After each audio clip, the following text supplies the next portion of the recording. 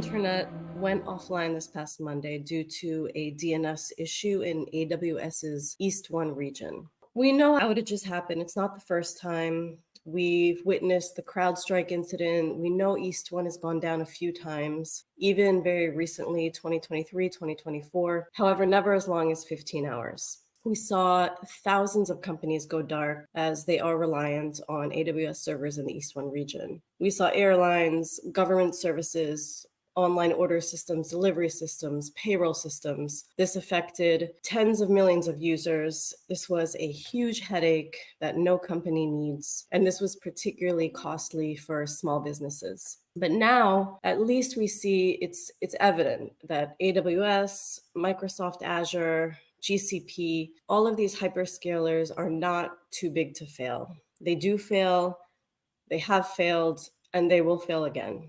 This incident happened after we recorded this panel on cloud horror stories. So it makes it even more relevant to our listeners. And our cloud solution engineers that were on the panel have seen pretty much everything. No one was particularly shocked at N2W that this happened. And we can say with full confidence that our customers didn't lose a minute of downtime. They utilized our solution, and we have been advising our customers to copy their infrastructure across regions for this very reason. Many also implemented multi-cloud backup, and they recovered into Azure, which gave them further resilience. So they were able to access their infrastructure immediately. They've also tested these recoveries using N2W recovery scenarios. And this scenario was in their playbook. These are all actions they took pretty much immediately after talking with our customer success team. It didn't take very long at all to implement. They didn't need to onboard any new experts. So in the end, this was probably the best decision that these teams have made. So we think a lot here at N2W about those backup admins that didn't have the tools to do this. And we know you guys were working around the clock to prevent loss of productivity, delayed projects, but probably most importantly, disappointed customers. And all of this means very significant lost revenue. So please, by all means, enjoy this session. These guys are on the front lines of cloud disasters. They see what goes down the second it goes down, and they're there to help right away. Enjoy, folks. We have a very special, spooky Halloween episode because we are talking backup and DR horror stories. Here at N2W, we like to hit the no panic button when it comes to backup management, data loss, and disaster recovery. So I'm here with the most knowledgeable folks in terms of what to do when issues come up, and they are our beloved N2W cloud solutions engineers, and they are there when a customer's backup fails, something gets accidentally deleted, when some sort of cost issue comes up, how to navigate a whole slew of compliance demands. They're there to provide the solution, actionable tips, and what to look for going forward in that scary, haunted world known as cloud ops. So I'm your host, Jessica Eisenberg, and we're just going to go around. Ryan Thompson, what do you love about solving our customers' issues? I'm a cloud solution engineer here.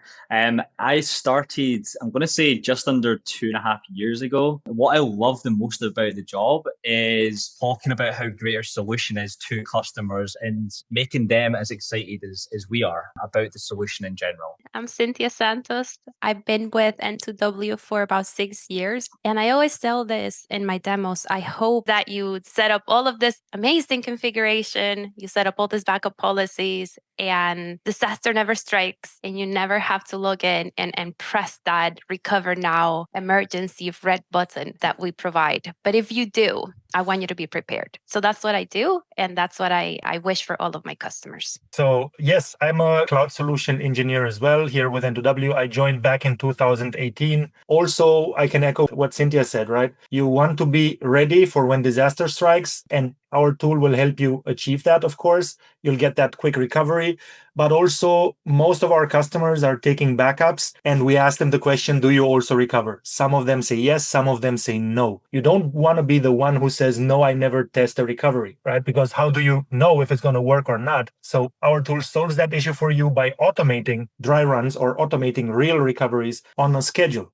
What I really love about the team, besides you guys being great people and extremely knowledgeable, is that you guys sit in very, very different parts of the world. So Cynthia is in the US, she's in Florida, Ryan is in Scotland, and Catalin Boicu is in Romania. Which, by the way, Catalin, I'm a little bit disappointed you didn't come with the Dracula costume. Now I have it after midnight. It's automatically. I don't have to change it. Popping off.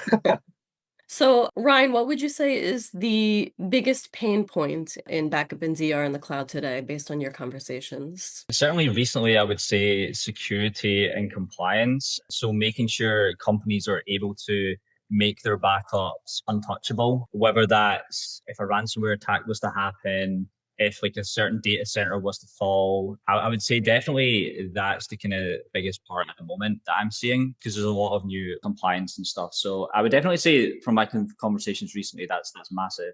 And our tool can help with that, right? So it provides a few different ways that you can actually protect your data and make it untouchable, whether that's immutable backups or making a secure DR account. So yeah, definitely like ransomware protection would be the biggest thing. Yeah, and we're seeing that just, it seems every few months we're seeing some sort of compliance directive come, down the pike. And Yeah. especially for our EU customers, this is a really big deal. And I think what's nice about the product is that no one has to reinvent the wheel every time, some new compliance demand comes in. They have the checkboxes in place, rapid compliance, we like to call it. They're pretty much set. Exactly. You can make your full life cycle of your backups immutable, whether that's starting from your EBS snapshots, going into your storage repository and making your S3 bucket fully immutable as well. Awesome. Cynthia, what do you see as the biggest pain point? Well, just look at our team, right? We have 4 people here, 4 people across the world. So if you look at many organizations, they have a similar footprint. They have many people all spread out around the world and also in multiple clouds. So the complexity of managing multiple clouds, along with that compliance and cost. So each cloud maybe has a native backup tool with different ways to set up the requirements, different ways to archive, different dashboards. So trying to bring all of that together in a very diverse team that has different working hours, different compliance regulations is very difficult to strategize one single recovery tool that is resilient and that is cost effective. And that's what keeps the IT teams up at night. How do I organize my backups across the world in a multi-cloud DR ready environment? And that's where we come in and we make that easy for you. Kathleen, what about you? Of course. So I think one of the biggest pain points in the cloud is the ever increasing cost, right? At first, you migrate a couple of servers to the cloud, everything looks fine. Then you start taking backups. You need to keep them for various reasons, compliance, auditing, regulations, and you need to keep them for a long time. Sometimes it's just a couple of months, sometimes it's a couple of years, sometimes it's forever in different industries, right? And then the cost keeps piling up because you have the backups from the previous month, from the 6 months ago, from 6 years ago, and your bill keeps increasing and increasing. So that's where our tool comes in, and we can save you money by archiving, by tiering your backups to cheaper storage tiers. In AWS, we have S3. We have different tiers there, which we support. We have Glacier, again, 2 tiers, which we support. That can save you up to 92% of the cost. So why spend the money and keep the backups in the native storage when you can just move them to the cheaper one? Obviously, we support cross-cloud as well. So that comes in and helps also on compliance level, because some regulators require that you keep your backup across clouds, not in the same cloud. Some organizations prefer to have that so they can move over. If AWS, for example, would increase their pricing, Azure becomes then an availability. So they can migrate stuff over from AWS to Azure and just keep running. And also we started supporting Wasabi. And Wasabi is a big player when it comes to storage. They come with very competitive pricing on what they call hot storage. So you get access to your data really quick. They don't have API costs and they don't have recovery costs. Like you can put your data in, transfers, they are for free, which you cannot say about other cloud providers. Also, what I really love about the cost savings aspect of N2W is that it saves a lot, like Kathleen, like you said, up to 92%, but also it gives the IT and the backup admins an asset and a KPI that they can actually bring to management, to their CFO even, and even visually, have a visualization of that.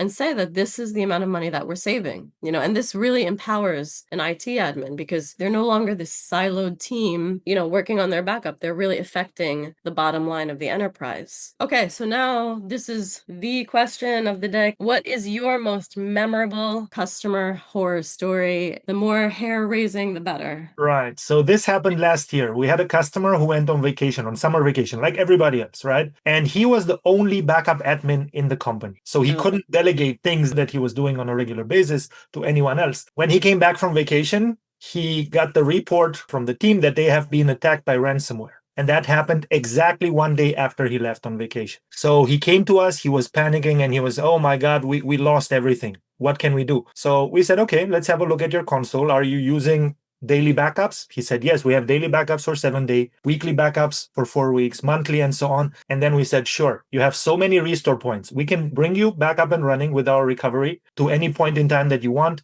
He selected the day that he left and he was up and running with everything. No more ransomware. The downside of this, obviously, is because he was away for a week, he couldn't notice it earlier and nobody reacted earlier to this. So that's an incredible horror story because he could have lost everything if he didn't have all these restore points with us. And just like that, you either have to pay, I don't know, hundreds of Bitcoins that the ransomware guys are asking for, or you can be protected and safe with our backup tool. Do you know about how long it took? The recovery of all 5 servers that were critical to him took, I think, less than 20 minutes. Oh, wow. He was up and running with everything. The networks he could clone with our tool. So I asked him, do you want to recover in the same account? Like, is it safe now to recover there? Or would you prefer to do it in a different account? He selected a different account. And that was also my suggestion, because if you're not sure that you're rid of the ransomware, if you're not sure that the hacker does no longer have access to your environment, better to spin it up anywhere else and be safe that way. So that's what he chose. We cloned the networks, the VPCs, security groups, route table, internet gateways, everything with one click. Right. And then we recovered all the instances to his existing network in that other place. And he was so happy. Like, he was almost crying. Ryan, what's your story? Quite similar to Catalan's, but instead of, it's like the other disaster that can happen, a data center going down. One of the availability zones went down in North Virginia, and basically all the production workloads for the customer was running on that same AZ, which we wouldn't really recommend. Having it across AZs is usually better, but in this case they were. So that's the kind of bad thing, is that all the production servers were down because they were in that AZ. But luckily they did, like, our tool can protect you from availability zones going down and also regions. And there's a key feature here. So the customer had a lot of workloads. I'm not talking like, 5 servers, 10 servers. It was 100 plus, right? And what we have is the recovery scenarios feature, which you guys know. And essentially you can set this playbook up in advance to protect yourselves from a disaster. So this customer had the recovery scenario set up, and they had 3 actually that were predefined, and one of them was for an availability zone going down. So what they could do in literally 2 clicks was they had their 100 servers. They had already chosen in advance that, okay, these 100 servers, I want to spin them up in availability zone B. So when that time came, when that availability zone went down, they could easily just 2 clicks of a button, recover, yes, and that's it. And then all these servers spun up in that different AZ. And the key thing here is they had some dependencies as well, right? They had some domain controllers. So they could choose, okay, let's choose a recovery order of these 100 instances. So these 2 can spin up first, the 2 domain controllers, and then they can have everything else spin up after. And we were able to walk them through that. They could get everything back up and running. Like I said, this was predefined. They had this set up already using our tool. And they didn't need to panic. Well, obviously everyone panics, but they didn't need to panic as much on the day because they knew that they had this tested scenario set up for this type of disaster. So. We always say peace of mind, but that really sounds like true peace of mind that they managed to do that beforehand. Wow. Okay, Cynthia, what about you? What's your story? Luckily, it's not my story. It's my customer story because it didn't have such a positive ending. So one of the scariest situations that I've seen customers be in was almost a year ago, but the story is still very vivid because ever since then, whenever I have a health check with customers, I lightly touch on the things that I learned from that exercise and that I wish all my customers knew, which is it's not enough to have backups. you need to have a regular testing for your restore, and you cannot have one person be the single point of contact or the single point of failure for your entire organization's disaster recovery strategy. So what happened was this customer had the backups going. If you were to log into their dashboard, everything was green. It says successful backups, the backups were running, they felt safe. And then something happened, right? They were hit with ransomware and they went looking for their backups. And when they were looking for their backups, they found that their retention times had been changed. So they lost weeks of backups. In this particular case, they needed daily backups for a year. Instead of customers keep weekly backups, monthly backups, this particular customer needed every day going back for a year, and they weren't able to restore. So when we started looking, let's see what happened. Turns out that about a month ago, they had restructured the team, and that employee that left changed their retention settings. So the system kept notifying them. We have audit reports, we have all kinds of reports, protected resources reports, but these reports were going to that person's email address that nobody was checking because that person was no longer there. So they didn't have immutability, so the backups were deleted. They weren't checking their reports because they were going to an empty inbox. And they had lost weeks of backups because the retention was changed and that person still had access to the console. So they were able to get some of the data. Some of the other data was lost. And then for some of the really critical ones, they had to pay the ransomware. But when you pay, you don't know that you're getting all the correct data. You have to essentially stand it up in a separate, or you should stand it up in a separate AWS account and then do forensics on it because there might be malicious code. They're not the most ethical people, the ones that are hacking your account. I wouldn't bet that they're giving you back 100% of your information. If anything, most of these issues reoccur a couple months later because they leave traces and they leave ways to enter back into your account. So what did we learn? This customer learned that taking backups is not enough. Just looking at the console and seeing that green box is not enough because you need visibility and you need control. Maybe you have one single backup admin, like Kathleen said, that person can go on vacation or could get sick or take off a couple of days, and then as it happened in this particular case, that's when disaster struck. So having the recovery scenarios, like Ryan mentioned, that could be triggered by the right people at the right time is critical.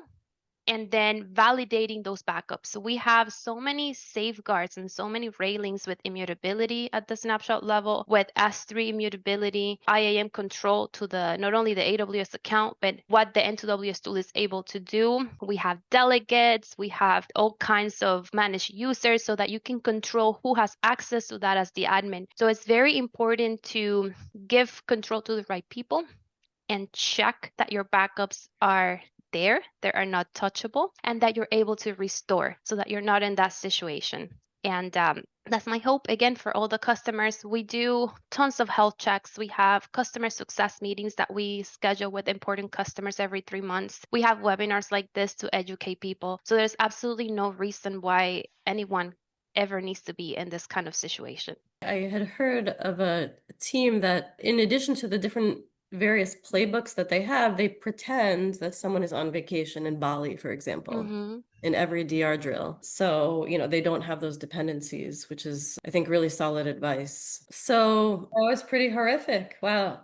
Yeah, it's spooky time for Halloween, but hopefully not so spooky that other people can learn, which is the whole point, right? We're trying to make it instructive. And again, in all the 6 years that I've been here, that has been really sort of the most scary situation. The other 99% of the time, we're able to restore, or you could get to it manually, or it gets caught up on time. But this was sort of the combination of the hurricane, the flood, and then the storm all hitting all at the same time. And they didn't have the parachute, they didn't have the guardrails in place.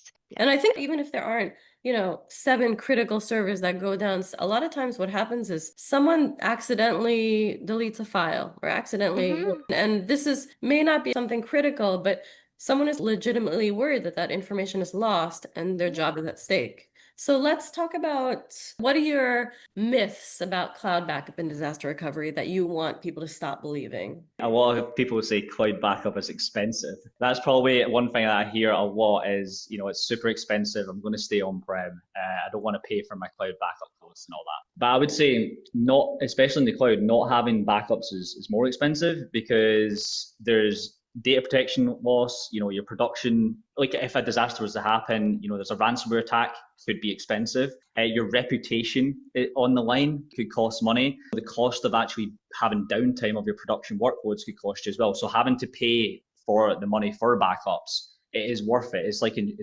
car insurance, right? If something happens, you're glad you're actually paying for it in the first place. You hope you don't ever need to claim for that, but you're always thankful that you're paying for it in the first place. And N2W can help with your costs though. That's the thing, because we have the opportunity to archive your data with our lifecycle management features into colder storage. So you don't just need to keep your backups as a normal snapshot, like an EBS snapshot, for example, which is expensive if you're keeping it for a prolonged amount of time, right? Months or years. But with our tool, you can automate the full process. So you can have maybe, let's say 14 days is a snapshot, and then you can archive weekly to S3, Wasabi, like Catlin mentioned, which is super competitive, or even Azure Blob Storage as well, right?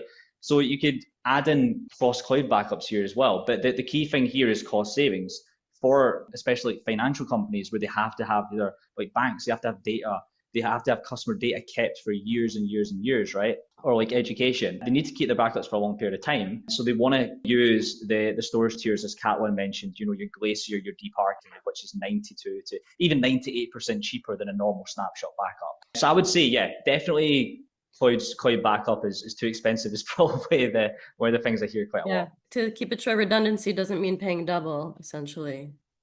Cynthia, what do you think? What are your myths? Even when we go to trade shows, you get people from all over the IT space. You get students, and then you get really senior people. And anything in between. And you tell them, what do you do? And they're like, we do cloud backup and disaster recovery. You're so excited, and you're trying to tell them, hey, do you need backups? And then they're like, but like my data is on the cloud. Like, I don't need backups. My data, and you're like, well, no. So that's one of the biggest things that you have to educate people, from students all the way to senior people, because some of them have no experience, and then some people come from an on-prem world, and then someone in between. So they migrate to the cloud. Everything is in the cloud. It's backed up. It's fine. Or they think that it's automatically backed up by the native backup of the cloud. And you have to educate them that no, that's not the case. You are responsible for your data. The cloud is responsible for the infrastructure that your data runs in, but you're responsible for the network, the recovery strategy, getting your data back, configuration, security. And that's what we have to educate people and sort of bridge that gap between what is their responsibility and how to make that easier for them by using the right backup vendor and the right recovery tool. For sure. When you guys are at your Halloween parties, keep that in mind. Thinking about your jobs. Cool. Catalin, what about you? Right. So one of the biggest myths that I want to debunk today is once I set up my backup in DR, I'm done. Like I'm okay. I don't need to do anything else. Well, no, that's not the case, because as we discussed earlier, you might have your backups, or you might think you have your backups, but unless you test the recoveries, you don't know. So the continuous validation is key in this case. You need to test failover. You need to test various scenarios, as also Ryan mentioned earlier, with the recovery scenarios that we offer, cross-region, cross-account, cross-region, and cross-account at the same time, cross-availability zone, all that stuff. Just get it set up with our tool. Automate the dry runs or the real recoveries. And just for anyone who doesn't know what a dry run is, it's like a fire drill in an office. The alarm goes off. You know it's not a real fire, but you still have to follow a set of rules. You cannot take the elevator, all that stuff. That's what our tool does, basically. It runs through all the steps and it stops at the recovery. So it doesn't do the recovery, but it says, yeah, everything looks okay. You would be able to recover. So all of that can be automated with our tool. You receive a report on a monthly basis or whenever you do this, and that report goes to everybody who is relevant for that backup admin job. Just one last question before we get to some fun Halloween stuff. What is one thing that you all would recommend that IT teams and business leaders focus on? I'm pretty much going to echo Catalin's point just there. I would say like resilience through like testing, like DR testing. I think that's the most important thing because I'm shocked at how many customers I speak to that aren't performing regular DR tests. And it's all well and good having your backups there, but if you aren't able to test them and know that recovery is going to be successful, then that's only half the job. So 100%, I would say that going forward, everyone should be performing these tests. And as Catalin mentioned, this dry run feature is completely free to use. It's not going to spin up your resources, which is, as you know, you pay for the uptime in the cloud, right? It's a completely free feature built into your N2W consoles, and you can schedule it as well. You don't need to run it ad hoc every time. You can schedule it to run on a weekly or a monthly basis, and you get an email report telling you if it's successful, it's failed, and what it's failed on. Yeah, we hear a lot from customers. They have compliance teams that they love this the most. It's not even the IT guys. It's the compliance teams get that report. They get that quarterly report automatically. They're set at that point. Cool. Cynthia, what about you? What would you recommend? Essentially the same recommendation, and that is resiliency over recovery, because you have to take a holistic view. Looking at the backups is not enough. Looking at the recovery portion is not enough. You have to really think, how can my business stay up during an outage? And what does that outage look like? When I have calls with my customers, I always explain that is going up a set of stairs. The first is to have your backups in place. That is your local backup, sort of like the band-aid on the problem. And then you start to think, you got to strategize. What if the region goes down? Then you do cross-region backups. But what if the account goes down? Then you do cross-account backups. What if the AWS account as a whole is down? You could do cross-cloud backups. You could put the backups in an external storage company. And then what? Then you have to test it. And test for each of those steps or each of those hops of your data going down and have a plan. So being resilient across different types of outages and planning for that with time is critical. If you do it ahead of time, if you have a plan, then it's not so scary anymore. Then it's not so daunting whenever these things happen. Nobody wants to get that call at 2, 3 in the morning that your backup admin is out and you have no idea how to get your data out. That is just a horrible situation to be in. So being resilient in general, and we make it so easy. We make it easy. The tool is easy to use. We have excellent support. We have calls with our customers on a regular basis. So we make that portion, sort of that backpack, that weight, we take it off the customer so they can concentrate in making their business profitable, in making it a success, knowing that they're covered. One thing that I'm still kind of really surprised by on a regular basis is that, you ask a customer, they love the product. They say it's great. It makes things so easy. And then you ask them, are you doing DR? And they're not doing it, and it's crazy because, this is what's built into the product. This is how your data is going to be resilient. If, heavens forbid, something did happen, it would make their lives so much easier. I think a lot of people, they're scared of, doing this. They're like, I don't really care about the cross region or the cross account because they don't want to pay extra money. But like our tool can give you the opportunity to protect yourself from these things that Cynthia mentioned, using cheaper storage. Catalin, what about you? First of all, I want to add onto the topic of DR, right, and costs and everything. So our tool not only allows you to do the DR cross-region, cross-account, cross-cloud, as we mentioned, but allows you to keep a shorter retention on the DR. So imagine you had a daily backup for 7 days in your original region. That's great. If you want to have only one copy, the most recent copy in a DR location, that would reduce your cost, but still would give you availability, right, to recover from that. So what I would tell IT teams and business leaders to focus on going forward is their AWS storage bill, right? So we mentioned this a couple of times throughout this session, but it's very important. The bills go only up, right? Never down unless you cut from your services, and you never do that. Your data keeps changing. Most of the customers, or on average, they have a 3% daily change ratio on their data. So in a month, that would roughly add 90 to 100% over the existing storage they had before in terms of backups. So month over month, they increase by 100%. That means in a year, that's 1,200% increase of storage. At that point, when they see their bills going up, they just need to keep in mind that our tool helps them save 92% of that cost, right? Also, we have other features in our tool for example, which we haven't mentioned today. One of them is called resource control groups. It's basically a scheduler. It allows you to shut down non-essential resources on a schedule. Imagine you have your production workloads, your websites, applications. They need to be up and running all the time. So don't shut those down. But you have development, you have staging, UAT environments, and those, they don't need to be up and running unless somebody's using them 24/7, which I don't think so. You might have teams all over the world, but those instances, maybe they are not needed all the time. So schedule them to be shut down. It's a feature that has nothing to do with backups or recovery, but it saves you money in the same console, in the same platform, included in your licensing at no additional cost. Yeah, and for the listeners, we have a case study on the site from Get, and they really utilize this feature to save. Now we're just going to go out with a bang really quickly. I hope you guys are sufficiently spooked. Cynthia, what is your favorite thing about Boo. Halloween? Go for it. The candy. Obviously. It's one of those few nights a year where you can dress up in something fun and eat candy. So with my family, we pick a theme. This year we're doing Toy Story, and we're all dressing up as like our favorite toy or favorite character from that movie, which is one of my favorites. And we go around the neighborhood and get candy. It's just one of my favorite holidays with my children. Yeah. Ryan, what about you? I would say the movies, honestly. I'm a big horror movie fan. Yeah, so me and my partner last year, we done like one horror movie a day, right? So like I would pick one day, then she would pick one the next, and so on. And I mean, some of the ones we watched were rubbish, but that's the fun of it, right? For the month? What do you mean? Yeah, the full month of October. I don't think we watched one every day. We tried, but there was days where we maybe didn't. But we had like a choice. Like I would pick one day, then she would pick one the next, and so on, right? So we ended up watching like lots of horror movies. Like some of them were really good, some of them were rubbish. But yeah, that's probably what I enjoy the most about kind of Halloween time is the movies.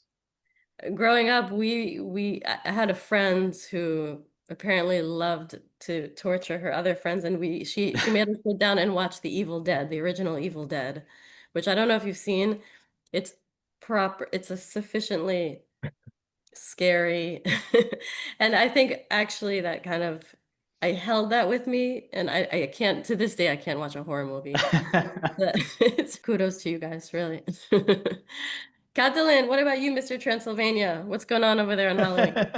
Right. So I would say my favorite part of Halloween would be trick or treat. I say would be because in Romania, we don't really celebrate Halloween. We started doing that in the recent years, right? But it's not a tradition that we have over here. We have other traditions with vampires and living dead and all that stuff. But yeah, trick or treat would be very nice. We used to do that around Christmas time. You call that caroling. For us, it was like somewhere in between Halloween and Christmas. And again, you would go out, sing, and do all that stuff, and then you would get candy or I don't know, like fruit. Very nice. Also, big horror movie fan. One of my favorites is The Nightmare on Elm Street. Right, very old movie, Classic. but so Yeah, so good. I just love the weather and the foliage. That's my favorite. I live in a very hot country right now, and I can just visualize the smell of the leaves on the trees in October. So awesome. So that's a wrap on our spooky Halloween episode of TLDR. Huge thank you guys, Cynthia, Ryan, Catalin. Really, this was so much fun. For those listening, we hope you took a lot of lessons from this. Don't hesitate to contact us. We have a very active and supportive customer success team if you are a customer. If you are interested in the product and checking what your issues are based on your personal backup and ZR situation, you can email us at info@n2ws.com. And these guys will personally give you tips, best practices, just like they've helped, the hundreds of customers stay resilient as their data scales and spooky and scary issues pop up. So thank you, everyone. Thank you for tuning in. Bye-bye. Thank you. Bye. Thank you, Jessica. Bye.